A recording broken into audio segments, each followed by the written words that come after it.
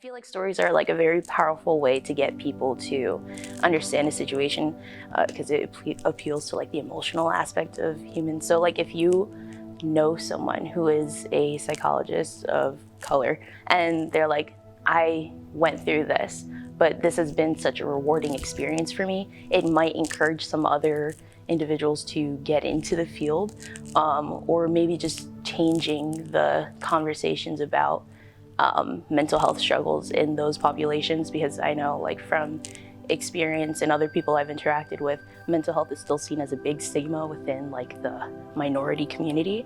So going into those conversations to help rewrite the narrative that currently exists, it's a good way to start.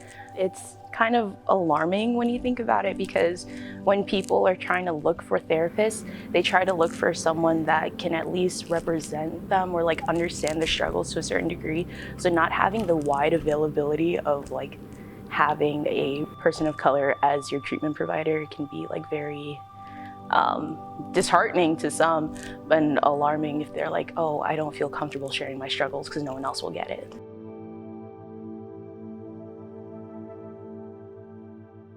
I love my therapist. Overall, it was very enlightening.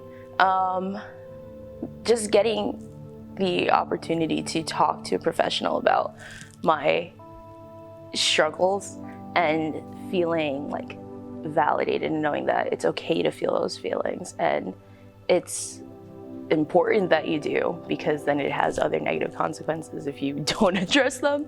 So just having the outlet to talk to somebody was fantastic. We have a great bond. We share some laughs. But I mean, it really was a great way for me to open up and start putting myself out there, because I don't think that if I went to therapy, I would be the person that I am. That's where like my representation comes from, why that's like important to me. Just being able to connect with someone on a deeper level, because that's all you're going to be doing when you're in therapy. My family, we don't really talk about like our struggles with mental health, but until very recently. So, growing up, it was kind of like, oh, you feel sad, or okay, and then you don't really like dive into it. But I have had lived experience in mental health. I know people who've had mental health struggles, and sometimes you just need an outlet to talk about it. But with the idea of you need to be strong, you need to keep yourself together, that's really hard to do when you're struggling with a mental health issue. Psychology is such a complex field.